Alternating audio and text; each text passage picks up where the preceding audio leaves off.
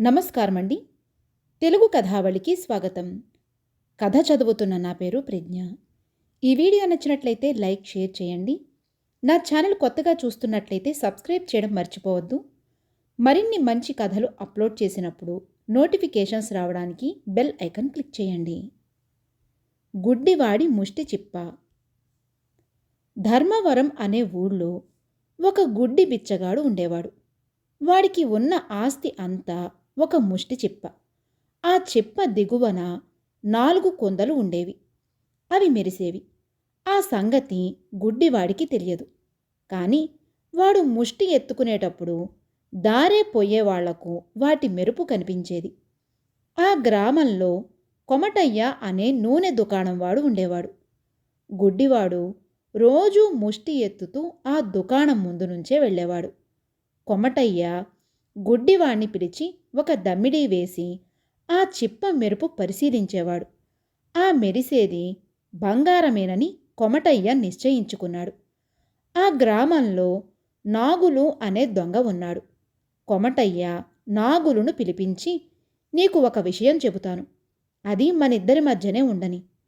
మన ఊళ్ళో ఒక గుడ్డివాడున్నాడు. వాడు అడుక్కునే చిప్ప మెరుస్తుంది. అది ఎందుకు మెరుస్తుందో ఎవ్వరికీ తెలియదు. దాన్ని మనం దొంగిలించి దాని రహస్యం తెలుసుకుందాం అన్నాడు. నాగులు సరేనన్నాడు. మర్నాడు గుడ్డివాడు అటుగా వచ్చినప్పుడు నాగులు కొమటయ్య దుకాణం వద్ద ఉన్నాడు. వాడు గుడ్డివాడితో కొంత దూరం వెళ్ళి, గుడ్డి అన్న, నీ ఇల్లు ఎక్కడా? పాపం, నువ్వు రాత్రి ఎక్కడ పడుకుంటావు అని అడిగాడు. నాకు ఇల్లు వాకిలి కూడానా బాబు? రోజూ రాత్రిపూట శ్మశానం దగ్గర పెద్ద చెట్టు కింద పడుకుంటాను అన్నాడు గుడ్డివాడు. నాగులు ఈ వార్త తెచ్చి కొమటయ్యకు చెప్పాడు. తనకు తెలియకుండా నాగులు వెళ్ళి ఆ చిప్ప కాజేస్తాడేమోనని కొమటయ్య నాగులును చీకటి పడినదాకా తన దగ్గరే ఉంచి ఆ రాత్రికి తనకు నాగులుకు భోజనం కూడా తెప్పించాడు. భోజనం అయ్యాక కొమటయ్య దుకాణం మూసి వరహాల సంచి రొండిన దోపుకుని నాగులును వెంటబెట్టుకుని శ్మశానం కేసి బయలుదేరాడు. అంత దూరాన పెద్ద చెట్టు కింద పడుకుని గుడ్డివాడు కనిపించాడు. కొమటయ్య ఆగిపోయాడు. నాగులు ముందుకు వెళ్ళి గుడ్డివాడి తల కింద నుంచి చిప్ప కాజేశాడు. నాగులు కొమటయ్య దగ్గరకు తిరిగి వస్తూ, ఈ చిప్పలో ఏమున్నదో తెలీదు కానీ కొమటయ్య మొలలో వరహాల సంచి ఉన్నది అనుకున్నాడు. వాడు దగ్గరకు రాగానే కొమటయ్య, నాగులు ఏది, చిప్పను చూడని అన్నాడు. నాగులు దగ్గరకు వచ్చి ఆ చిప్పతో కొమటయ్య నెత్తిన బలం కొద్దీ కొట్టాడు. చిప్ప 2 ముక్కలయింది. కొమటయ్య స్పృహ తప్పి పడిపోయాడు. అతని మొల నుంచి వరహాల సంచి లాగేసుకుని నాగులు గబగబా వెళ్ళిపోయాడు. కొంతసేపటికి తెలివి వచ్చి కొమటయ్య అటూ ఇటూ చూశాడు. చుట్టూ ఎవరూ లేరు. మొలలో వరహాల సంచి మాయమైంది. కానీ ముష్టి చిప్ప ముక్కలు దొరికాయి. అవే అతనికి కావలసింది. కొమటయ్య వాటిని తీసుకుని తిన్నగా కంసాలి ఇంటికి వెళ్ళాడు. ఏమండి కొమటయ్య గారు, అర్ధరాత్రి వేళ వచ్చారు అన్నాడు కంసాలి. ఈ చిప్ప ముక్కల కింద కుందలు ఉన్నాయి, తీసి చూడు అన్నాడు కొమటయ్య. కంసాలి ఆ కుందలను ఊడగొట్టి చూస్తే అవి బంగారంలాగా మెరుస్తున్నాయి. కొమటయ్య గారు, ఇది ఏమంత మంచి సరుకు కాదు. 100 వరహాలిస్తాను, నాకు ఇచ్చేయండి అన్నాడు కంసాలి. కొమటయ్య తన సంచితో 50 వరహాలు పోగొట్టుకున్నాడు. కంసాలి 100 వరహాలిస్తే సగానికి సగం లాభమే. కుందలు కంసాలిని ఉంచుకోనిచ్చి 100 వరహాలు తీసుకుని కొమటయ్య ఇంటికి వెళ్ళాడు. కొమటయ్యకు కంసాలికి జరిగిన సంభాషణ 2 దొంగలు విన్నారు. కొమటయ్య వెళ్ళగానే కంసాలి కుందలను కాల్చి చూశాడు. అవి ఇత్తడి ముక్కలు. వాటిపైన 10 వరహాల బంగారు పూత మాత్రం ఉన్నది. కొమటయ్య దగా చేశాడు. తెల్లవారగానే వెళ్ళి నా డబ్బు తెచ్చుకుంటాను అని కంసాలి తన భార్యతో చెప్పి ఆ ఇత్తడి ముక్కలను పెట్టె మీద ఉంచి నిద్రపోయాడు. కంసాలి నిద్రపోగానే దొంగలు కంసాలి ఇంట్లో ప్రవేశించి పెట్టె మీద పెట్టిన ముక్కలను తీసుకుని ఊరి బయటికి పోయారు. తెల్లవారగానే కంసాలి లేచి ఇత్తడి ముక్కల కోసం చూశాడు. పెట్టెలన్నీ వెతికాడు. కానీ అవి కనిపించలేదు. తన భార్యను అడిగితే, రాత్రి పెట్టె మీద పెట్టారు కదండీ అన్నది. పెట్టె మీద లేవు, మన 100 వరహాలు పోయాయి అంటూ కంసాలి కొమటయ్య దగ్గరకు వెళ్ళి, నాకు ఇత్తడి ముక్కలిచ్చావు, నా 100 వరహాలు నాకిచ్చేయి అన్నాడు. కొమటయ్య కంసాలికేసి అనుమానంగా చూసి, ఆ 4 ఇత్తడి ముక్కలు ఇవ్వు, 100 వరహాలు ఇచ్చేస్తాను అన్నాడు. తన డబ్బుకు ఆశ వదులుకుని కంసాలి తిరిగి వస్తూ ఉండగా ఊరి బయట దొంగలిద్దరూ ఇత్తడి ముక్కలను పంచుకోవడంలో తగాదాపడి కొట్టుకుంటూ కనిపించారు. వాళ్ళు కంసాలిని చూసి పారిపోసాగారు. పట్టుకోండి పట్టుకోండి అంటూ కంసాలి కేకలు పెట్టాడు. రాజభటులు దొంగలిద్దరినీ పట్టుకుని కంసాలిని వెంటబెట్టుకుని రాజుగారి వద్దకు వెళ్లారు.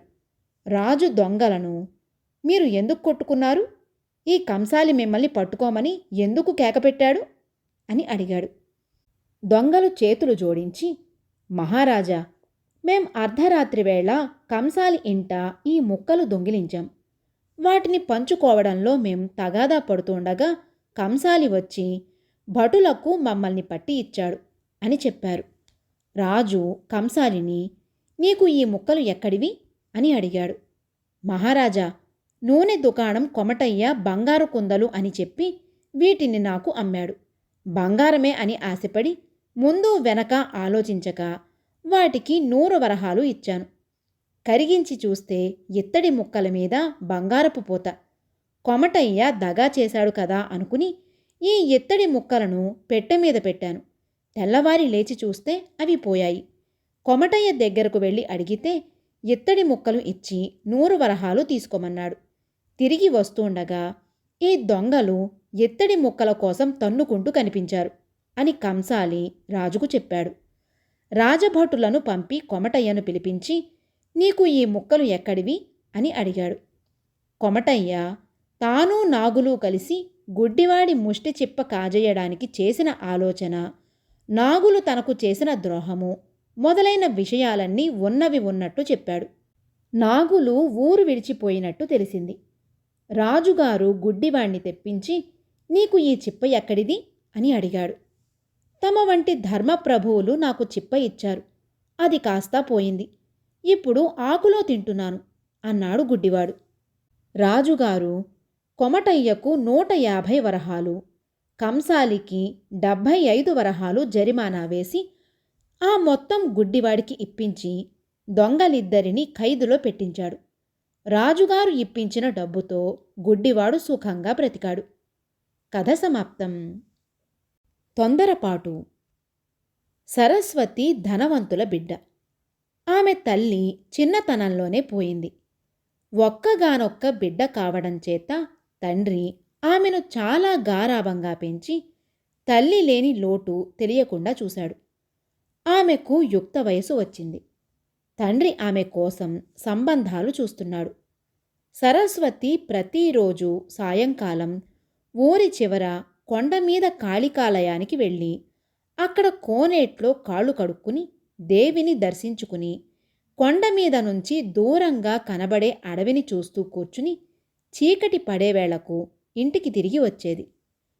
వరుసగా 4 రోజుల పాటు ఒక యువకుడు సరస్వతి కన్నా ముందుగానే వచ్చి కోనేటి గట్టు మీద కూర్చుంటున్నాడు. ఈ సంగతి సరస్వతి గమనించింది.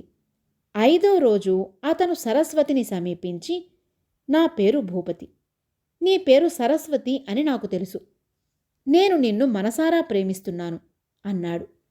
సరస్వతి కొంచెం కంగారుపడి, మా నాన్నతో మాట్లాడు అని చెప్పి వడివడిగా కొండ దిగిపోయింది. మర్నాడు భూపతి సరస్వతి తండ్రి వద్దకు వచ్చి తన కోరిక తెలియచేశాడు. అతను సరస్వతిని పెళ్లాడ కోరుతున్నాడని తెలిసి సరస్వతి తండ్రి అతన్ని 2 రోజుల పాటు తమ ఇంట అతిథిగా ఉండమన్నాడు. భూపతి వారి ఇంట 2 రోజులు గడిపాడు. ఈ 2 రోజుల పరిచయంతో సరస్వతి మనస్సు భూపతికి అనుకూలంగా మారింది. కానీ 3వ రోజు ఉదయమే ఆమె తండ్రి భూపతితో, ఇక నువ్వు వెళ్ళవచ్చు, నీకు సరస్వతికి వివాహం జరగదు అని చెప్పేశాడు. ఆ రోజు సాయంకాలం సరస్వతి కోనేటి గట్టున భూపతిని కలుసుకుని, తన తండ్రి ప్రవర్తనకు క్షమాపణ చెప్పుకున్నది. ఇక ఆ ప్రసక్తి అనవసరం. నీకిష్టమైతే చెప్పు.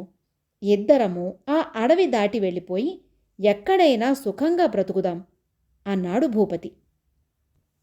సరస్వతి సంశయిస్తూ మనం బ్రతికే దారి ఏమిటి అని అడిగింది. నీకెందుకా భయం?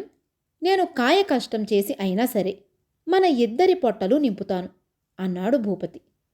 మర్నాడు అదే సమయానికి తన నిర్ణయం చెబుతానని భూపతికి మాట ఇచ్చి సరస్వతి ఇంటికి వెళ్ళిపోయింది.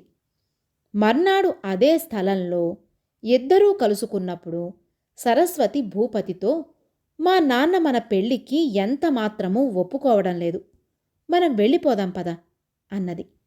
ఇద్దరూ కొండ అవతలి పక్కకు దిగి అడవికేసి నడక సాగించారు. చీకటి పడింది. క్రూర మృగాల అరుపులు వినిపిస్తున్నాయి. ఇద్దరూ భయంగా నడుస్తున్నారు. ఆ రాత్రి ఎక్కడ గడపాలా అని భూపతి ఆలోచిస్తున్నాడు. ఎంతలో సరస్వతి దూరాన మిణుకు మిణుకుమంటున్న దీపం చూసింది. అక్కడ ఏదన్నా ఇల్లు ఉంటుందని ఇద్దరూ దానికేసి నడిచారు. వాళ్ళు ఒక పాడుపడిన కొంప చేరుకున్నారు. దాని గూట్లో వెలిగే గుడ్డి దీపమే వాళ్ళు చూసినది. ఇంటి బయట ఒక అరుగు ఉన్నది. ఇంటి తలుపులు చేరవేసి ఉండి భూపతి తొయ్యగానే తెరుచుకున్నాయి. లోపలి గది నిండా ఎలుక కన్నాలున్నాయి. దాని వెనుక 2 చిన్న గదులున్నాయి. ఒక గదిలో ఒక నడుము వంగిపోయిన ముసలాడు ఉన్నాడు. వాడు కూర్చుని ఉన్న మంచం పక్కగా 4 రేకు పెట్టెలు ఒక దానిమీద ఒకటి పేర్చిపెట్టి ఉన్నాయి. ముసలాడు వాళ్ళిద్దరినీ చూసి తుళ్ళిపడి, ఎవరర్రా మీరు? మీకు మంచి మర్యాద తెలీదా? చెప్పకుండా లోపలికి వచ్చేస్తారా అన్నాడు కోపంగా. భూపతి పశ్చాత్తాపంతో తలుపు తెరిచి ఉంటే వచ్చేశాం. ఈ రాత్రికి ఇక్కడ కాస్త ఆశ్రయం దొరుకుతుందా అని అడిగాడు. దొరకదు అని ముసలాడు ఖచ్చితంగా చెప్పాడు. ఆడమనిషి రాత్రివేళ అడవిలో నడవడానికి భయపడుతోంది అని భూపతి బ్రతిమలాడాడు. సరే అయితే పక్క గదిలో ఆ పిల్లను పడుకోమను. అందులో ఒక్క మనిషికే చోటున్నది. మధ్య గదిలో పడుకోలేవు. ఎలుకలు నిన్ను బతకనియ్యవు. నువ్వు వెళ్ళి అరుగు మీద పడుకో అన్నాడు ముసలాడు. భూపతి అందుకు సమ్మతించాడు. పక్కన ఉన్న ఇరుకు గదిలో ముసలాడు ఒక ప్రమిద వెలిగించి పెట్టాడు. అందులో ఉన్న చిన్న మంచం మీద సరస్వతి పడుకున్నది. భూపతి బయట అరుగు మీద పడుకున్నాడు. ఒక రాత్రివేళ ముసలివాడి గదిలో అలికిడి అయి భూపతికి మెలకువ వచ్చింది. పెట్టెలు కదిలిస్తున్న ధ్వని వినబడుతున్నది. భూపతి ఆశ్చర్యపోయి మూసి ఉన్న తలుపు కంతకుండా ముసలాడి గదిలోకి చూశాడు. ముసలాడు పైన ఉన్న 3 పెట్టెలను పక్కన పెట్టి అట్టడుగున ఉన్న పెట్టె తెరిచి అందులోకి చూస్తూ మురిసిపోతున్నాడు. తరువాత వాడు ఆ పెట్టె మూసేసి దానిమీద మిగిలిన పెట్టెలను యథాప్రకారం పేర్చిపెట్టాడు. ముసలి పీనుగు చాలా డబ్బు దాచినట్టున్నాడు.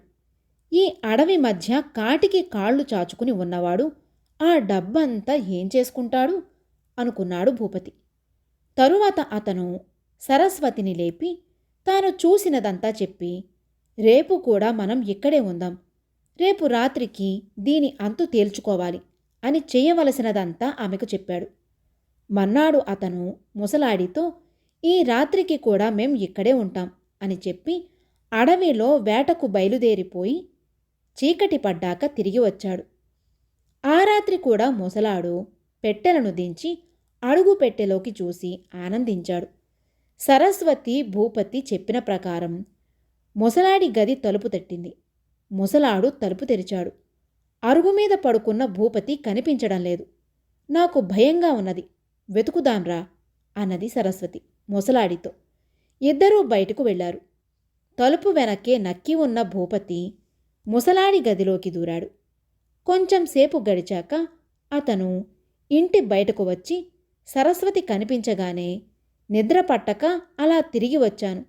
నువ్వు అనవసరంగా ముసలాయనను శ్రమ పెట్టావు. ఇద్దరూ వెళ్ళి పడుకోండి అన్నాడు. ముసలాడు తన గదిలోకి వెళ్ళి తలుపు మూసి పడుకున్నాడు. భూపతి సరస్వతి గదిలోకి వచ్చి, ముసలాడు డబ్బేమీ దాచలేదు. ఆ పెట్టెలో వాడి పెళ్ళాంది కాబోలు, చిరుగులు పడిన చీర ఉన్నది అన్నాడు. సరస్వతి వెటకారంగా నవ్వి, నాకా సంగతి ముందే తెలుసు అని 2 రోజుల క్రితం తాను తన తండ్రి కలిసి చేసిన ఆలోచన వివరించి చెప్పింది. అప్పుడు జరిగినదేమంటే, తనకు భూపతిని పెళ్లాడాలని ఉన్నట్టు సరస్వతి తన తండ్రికి చెప్పింది. వాడు నిన్ను ఎలా పోషిస్తాడు అని తండ్రి ఆమెను అడిగాడు. అవసరమైతే కాయకష్టమైనా చేస్తాడట అన్నది సరస్వతి. ఆమె తండ్రి నవ్వి, అన్నీ ఉత్త మాటలు. వాడు మన ఇంట ఉన్న 2 రోజుల్లో నేను కనిపెట్టాను. వాడికి డబ్బు మీద తగని ఆశ. డబ్బు కోసమే నిన్ను పెళ్లాడతానంటున్నాడు. అది రుజువు చేస్తాను. నేను రుజువు చేయలేకపోతే నువ్వు నిరభ్యంతరంగా వాణ్ణి చేసుకోవచ్చు. రేపు సాయంత్రం నువ్వు వాడితో వెళ్ళిపో. అడవి మధ్య కొంపలో నేనొక మనిషిని ఏర్పాటు చేస్తాను. ఆ మనిషి భూపతికి డబ్బాస పెట్టి వాడి అసలు రంగు బయట పెడతాడు అన్నాడు. అందుకు సరస్వతి ఒప్పుకున్నది. ఇదంతా చెప్పి మా నాన్న అన్నది ప్రత్యక్షంగా రుజువయింది. ఆయన ఇలా చేయకపోతే తొందరపడి నిన్ను పెళ్లాడి జీవితమంతా దుఃఖపడేదాన్ని. బ్రతికిపోయాను. ఇక నీ దారి నీది, నా దారి నాది అన్నది. భూపతి ఆమె ముఖం చూడలేక ఎటో వెళ్ళిపోయాడు. సరస్వతి ముసలాడి వెంట తన ఇంటికి వెళ్ళిపోయింది. కథ సమాప్తం. గయ్యాళి రంగమ్మ. ఒక గ్రామంలో గయ్యాళిగా పేరు మోసిన రంగమ్మ అనే విధవరాలు ఉండేది. వెంకన్న, భీమన్న అని ఆమెకు 2 కొడుకులు. 2రికి పెళ్లి ఈడు వచ్చింది. కాని రంగమ్మ గయ్యాళితనానికి భయపడి వాళ్లకెవ్వరూ పిల్లలనిస్తామని వచ్చారు కారు. పెద్దవాడైన వెంకన్న తమ తల్లి గయ్యాళి కావటం చేత ఆస్తిపాస్తులున్నా తమకు సంబంధాలు రావడం లేదని ఇరుగు పొరుగు వాళ్ల మాటలను బట్టి గ్రహించాడు.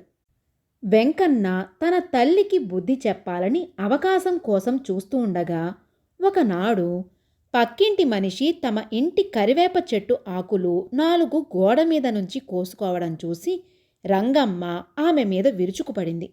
వెంకన్నకు చిరాకు పుట్టి, అమ్మా, ఆవిడ ఆ కరివేపాకు దొంగిలించిందే అనుకో, దానికి ఎంత రాద్ధాంతం చెయ్యాలా? చెట్టున ఉన్న ఆకంతా మనం ఏం చేసుకుంటాం? చెట్టునే ఎత్తుకుపోలేదు కదా, ఆకు కోస్తే మళ్ళా చిగురు పెట్టదు. ఇంతలోనే మన కొంప మునిగిపోలేదుగా. నువ్వు నీ పద్ధతి మార్చుకోవాలి. నీ మూలంగానే మాకు పెళ్ళిళ్ళు కావడం లేదు. మాకన్నా చిన్నవాళ్లు పిల్లల తండ్రులయ్యారు. పిల్లలతో కళకళలాడవలసిన కొంప దెయ్యాల కొంపలాగుంది అనేశాడు. ఈ మాటకు రంగమ్మ మరింత రెచ్చిపోయి, కనీ పెంచి పెద్దవాణ్ణి చేసిన నా నోటికే తాళం వెయ్యాలని చూస్తున్నావా? అంత పొగరుగా ఉంటే నీ భాగం నువ్వు తీసుకుని వేరే బతుకు పో అన్నది. ఆ మాట అనిపించుకుని వెంకన్న తమ ఆస్తిని 3 భాగాలు చేసి 1 భాగం తల్లికి, 1 భాగం తమ్ముడికి ఇచ్చి తాను వేరుపడ్డాడు. వెంటనే అతనికి పిల్లనిస్తామని చాలామంది ముందుకు వచ్చారు. వెంకన్న ఒక గ్రామంలో ఒక పిల్లను చూసి తనకు నచ్చిందని తన తల్లిని కూడా అక్కడికి పోయి చూసి రమ్మన్నాడు. కుండ వేరైతే కులము వేరే అయ్యింది. నువ్వు నా కొడుకువు కాదురా, గర్భశత్రువువి అని రంగమ్మ కొడుకు మీద గుడ్లు ఎర్రచేసింది. వెంకన్న వెళ్ళిపోయి తనకు నచ్చిన పిల్లను పెళ్లి చేసుకుని ఆమెతో కాపురం పెట్టాడు. కొంతకాలం అయ్యాక వెంకన్న భార్య గర్భవతి అయి పురిటికి పుట్టింటికి పోయింది. వెంకన్న తన తల్లి వద్దకు పోయి, అమ్మా, నా భార్య పుట్టింటికి వెళ్ళింది. నాకు వంట చేతకాదు. అది తిరిగి వచ్చేదాకా మీ ఇంట్లో తింటాను. అందుకయ్యే ఖర్చు కూడా ఇస్తాను అన్నాడు. రంగమ్మ కొంచెం ఆలోచించి, నీకు పెట్టడానికేం అభ్యంతరం కానీ నా వంతు ఆస్తి అంతా నీ తమ్ముడి పేర ఏనాడో రాశాను. వాడు ఏమంటాడో వాణ్ణి అడిగి చూడు అన్నది. తల్లి కుట్రబుద్ధితో ఈ మాట అన్నదని వెంకన్న చాలా బాధపడ్డాడు. అతను తన ఇంటికి తిరిగిపోయి సొంతంగా వండుకుంటూ ఇరుగమ్మ పొరుగమ్మ ఇచ్చే కూర నారాతో తిండి గడుపుకుంటూ కాలం గడిపాడు. కొంతకాలానికి వెంకన్న భార్య మగపిల్లవాణ్ణి ఎత్తుకుని తిరిగి వచ్చింది. వెంకన్నకు రోజులు మళ్ళీ హాయిగా గడవసాగాయి. ఈ సమయంలో రంగమ్మకు పెద్ద జబ్బు చేసి మంచాన పడింది.